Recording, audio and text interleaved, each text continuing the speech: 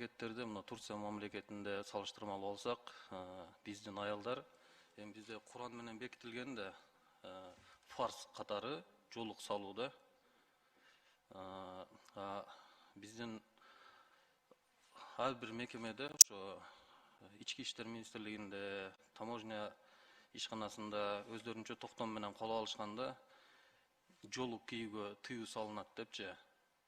Ошо боюнча бир жооп берсеңер жакшы болот эле.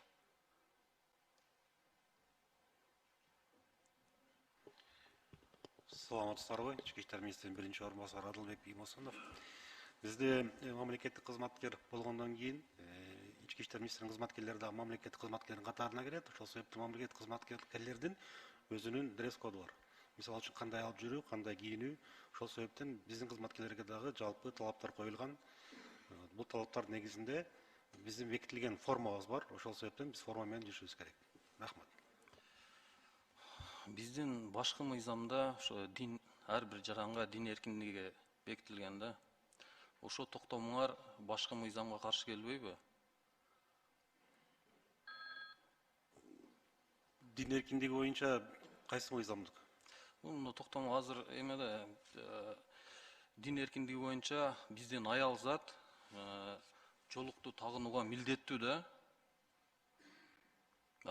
Силерге сунушта ошо токтомду жокко чыгарып туруп эле ошо жолуктун үстүнөн ошо фуражкаңарды кийсе деген бир сунушта ошондой бир эме кабыл алып берсеңер. Эми дин кармаган аялдарыбыз көп да азыркы мезгилде. Ошондуктан булар силерге ишке кире албай калышат, бара албай калышат. Ошого бир жол ачып берсеңиздер. Руксат болсо, Ички иштер министрлиги бул атайын орган болуп эсептелет. Бул жерде биздин башкы мыйзамдарда жазылган, ошо атайын органдын кызматкерлерине чектөөлөр бар деп. Ошо чектөөлөрдүн бири бул мамлекеттик коюлган дресс-кодду сактап жүрүү.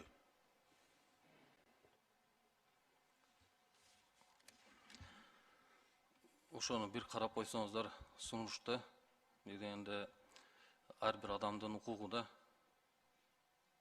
дин тутуу.